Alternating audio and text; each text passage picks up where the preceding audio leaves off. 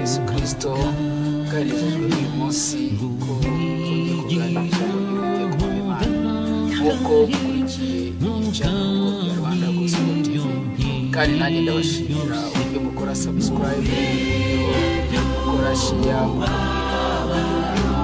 uburyo mukora like uburyo mukora comment Imana ibamugisha. Rero muri kwe na Pastor John Karimbanyi reka dusenge Imana. Ndagushimiye Uwiteka Nyiringabo Imana, mushimiye umunsi mwiza w'umugisha waduhaye.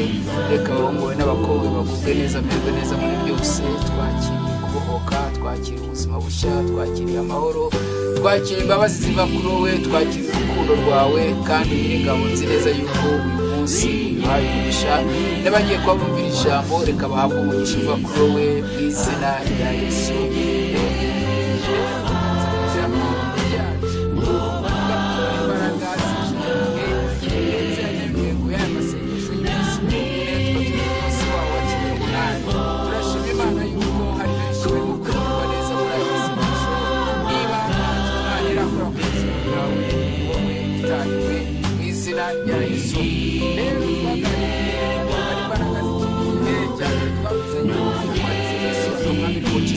Bwawe icya kabiri ukaba mu ijambo ry'Imana. Ijambo ry'Imana ko ryo rikuyobora rikabitabaza ry'ibirenge byawe. Icyo ukora cyose ukishikiriza ku ijambo ry'Uwiteka Imana.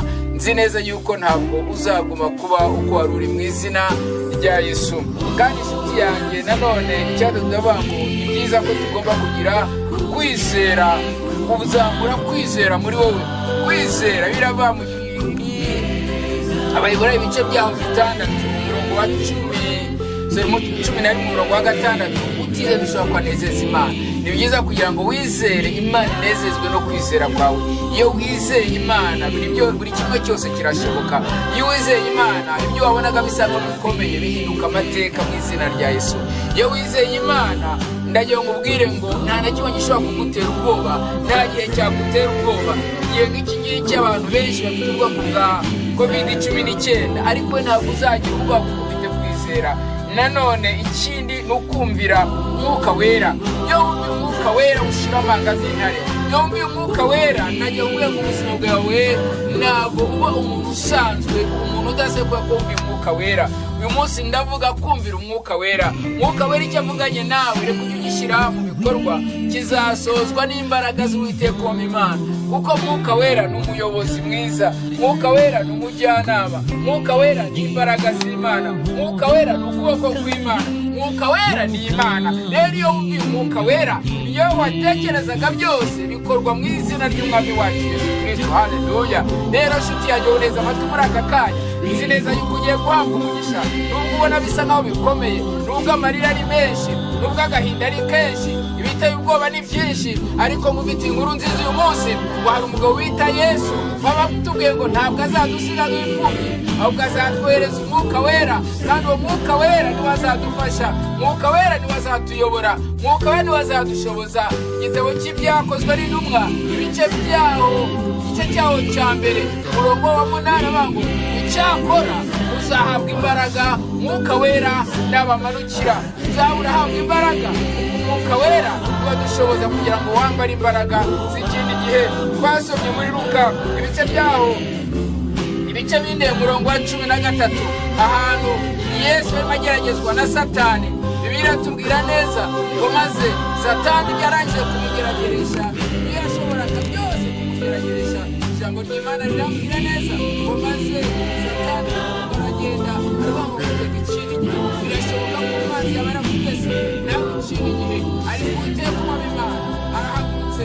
Uwiteka Imana yiteguye kukugenderera no guhindura ubuzima n'imibereho urimo kunyura uyu munsi. Igiye guhinduka amateka mu izina ry'Umwami wacu Yesu Kristo. Uyu munsi munyemerere ujye ku mugaragu w'Imana, kandi umugaragu w'Imana tudasterwa. Umugaragu w'Imana mukunda cyane yari afite kwizera muri we. Mwuka w'Imana yari kumwe nawe, imbaraga z'Imana zari ku buzima bwe, kandi uyu munsi uracyavuga Stefano kubera yuko yabonye Uwiteka ubamo Imana. Reka nkubwire ikintu cy'ingenzi Stefano yabonye natwe arakitubwira, aricyo birivuga. Iyo nkubwira ngo Stefano ntibitwibwira neza ngo Yesu amaze kugenda yagiye kudutegurira ngo aho tuzaba, ngo ndetse uyu munsi yicaye iburyo bwa Data. Ariko biratubwira neza igihe Stefano yari ari ku musaraba, igihe Stefano yari mu ntambara zikomeye cyane, igihe Stefano benshi ngo yari aterwa amabuye. Reka dusome cyane twigira muri iyo kidufashaho byakozwe n'intumwa ibice byaho 7 umurongo waho. Reka utangiye ku murongo wa 6 ibice 6 igice cya 7. Reka igice cya 7 isome ku murongo waho wa 54. Aravuga ngo babyumvise ngo bicisha Stefano amabuye, ngo babyumvise batyo bazabiranywa n'uburakari bamuhekenyera amenyo. Umurongo wa 55 ngo ariko Stefano yuzuye umwuka wera arararama atumira mu ijuru abona ubwiza bw'Imana na Yesu ahagaze iburyo bw'Imana. Haleluya! Iki ni igitangaza gikomeye cyane ngo Stefano yuzuye umwuka wera nubwo bamuteraga amabuye, ngo ariko arushaho kuzuza umwuka wera. Wibuke ko ari we wavuze ngo Mana bababarire kuko ntabwo bazi ibyo barimo gukora. Ijambo ry'Imana riratubwiye neza ngo maze Stefano arambuye amaso abona mu ijuru, abona Yesu ahagaze iburyo bwa Data. Ibindi tubundi tubwira neza iyo ugiye muri Matayo ubona ngo Yesu yicaye iburyo bwa Data. Bivuga ngo iyo turi mu makuba, iyo turi mu byago, iyo turi mu karengane, iyo ariko twizeye imbaraga z'ijambo ry'Imana. Haleluya! Bibiliya tubwiye neza ngo maze Yesu arahaguruka. Reka uyu munsi Yesu ahaguruke, reka uyu munsi Yesu ahaguruke kubera urugamba urimo, reka uyu munsi Yesu ahaguruke kubera intambara zikugoza imbere n'inyuma, reka uyu munsi Yesu ahaguruke kugira ngo amateka yawe yandikwe. Haleluya! Robo koshakatayaba ngo maze Yesu arahaguruka. Bibiliya tubwira neza ngo maze umugaragu w'Imana Stefano baravuga ngo Mana ngo wabare kuko ntabwo bazi ibyo bakora. Bivuga ngo yabonaga ubwiza bw'Imana arimo asanganira, yabonaga kugira neza kw'Imana, yabonaga urugendo arimo kugenda, yabonaga icyo buri wese uyu munsi wamaze kwizera Yesu ko ari umukiza. Nubwo ubabaye, nubwo ubabajwe, najya gusubizemo imbaraga ngo hari ahandi tuzanezererwa, hari ahandi tuzabonera ubuzima butajya buzima. Haleluya! Hari ubuzima ariko butajya buzima. Ndavugana n'abantu kuko amateka yabo yarazimye, ndavugana n'abantu bavukiye mu muryango uyu munsi wa none muri uwo muryango wavukiyemo nta nubwo mukibukwa. Ariko najya kubwira uneza amatwi, niba ukibyuka mu gitondo ukabona ubuzima mu gitondo uracyasera ngo aracyari ibintu, aracyari neza, aracyari ubutabazi. Maze Stefano babona Yesu ahagurutse iburyo bw'intebe ya Data, aba mu cyicaro yari yicayemo arahaguruka. Stefano uyu munsi ndahaguruka ubuzima bwawe. Yesu yahaguruka umunsi ndahaguruka ubuzima bwawe, aricyo Yesu yakora umunsi ndahaguruka ubuzima bwawe, kuko Yesu kugira ibyo akora mu buzima bwawe mu izina rya Yesu. Kuko ndabona Yesu ahagurutse wagahinda umazemo iminsi, Yesu arahagurutse kuko kurenganywa kwawe, Yesu arahagurutse kuko amabuye barimo bagutera, Yesu arahagurutse kubw'ibyago n'intambara urimo kunyuramo. Robo koshakata ejo mubwira umunsi wa none Yesu ahagurukiye guhumuriza ubuzima bwawe.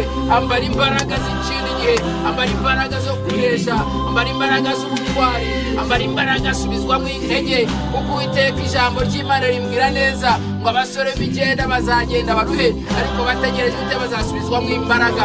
Mu izina rya Yesu akira imbaraga ziva ku Uwiteka ubamo Imana, akira imbaraga z'ubuzima, akira imbaraga z'ubuzima. We wari urwaye uyu munsi wa none najya nkubwire ngo Uwiteka ubamo Imana yiteguye kugukiza. Nyuma y'amasengesho hari ubuhamya, nyuma y'amasengesho birashoboka yuko hari indwara waba umaranye igihe kirekire. Nibabwiye mu gihe gishize ubu umaze imyaka ari ku kidendezi, nawe ugeze kugufasha kugira ngo ujye kuri ayo mazi akire, ariko Yesu ahageze gusa arimo gukorera ubuzima. Ndavugana nawe uyu munsi, sinzi ahantu umaze igihe, sinzi ibibazo umaze igihe, sinzi intambara urimo, ariko umunsi wa none ijambo ry'Imana rirambwiye neza, wambara imbaraga. Ijambo ry'Imana rirambwiye neza ngo Yesu arahari.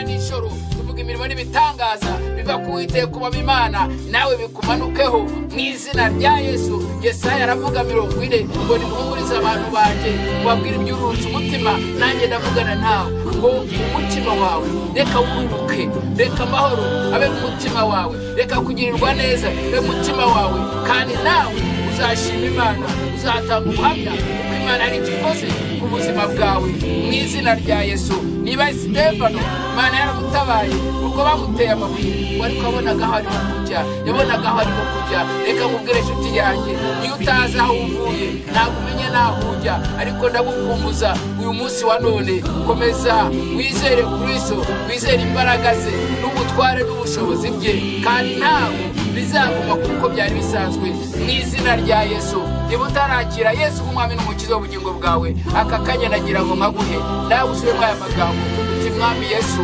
uyu munsi wa none menye ko uri umunyembaraga. Niba warahagaranye na Stefano, hagararana nanjye nkure mu mbata z'ibyaha. Uyu munsi wa none ndakwizeye kandi ndakijijwe, uvana amazina yanjye mu gitabo cy'abarimbuka uyandike mu gitabo cy'aho ubugingo buhoraho. Guhera umunsi mfashe umwanzuro ndakijijwe. Niba usubiyemo aya magambo, Uwiteka uba Imana akugirire neza. Reka sengere wowe wari ufite ibibazo, wari wabuze uko wabigera, ndavugana nawe kuko wari ugiye gufata umwanzuro wo kwiyahura, ariko reka nkubwire wikwirwa wiyahura kuko Yesu arahari kandi agiye kuguha umunezero nyuma y'aya marira, nyuma y'ayo marira, nyuma y'ibyo bihe.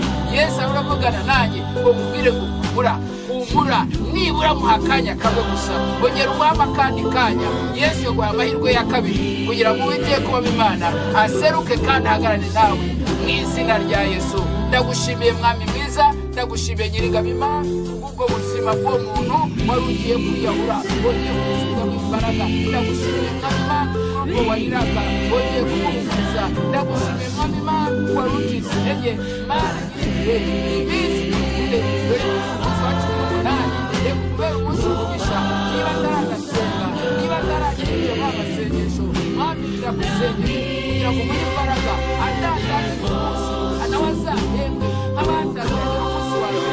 Kandi Nyir'ingabo Imana ntiyibagirwe ibitambo bye amanywa na nijoro. Urakoze mwami, urakoze data wera, umugisha mwami umwe wese ukurikiye muri aka kanya, umugisha mwami ugafasha muri Yesu kugira ngo dushobore gutambutsa ubutumwa bwiza. Umugisha mwami buri wese uri imbere yawe arimo yinginga, arimo asenga muri iyi minsi 40, umugisha utsiragiye kandi utugushije, ndetse umugire neza mu izina rya Yesu.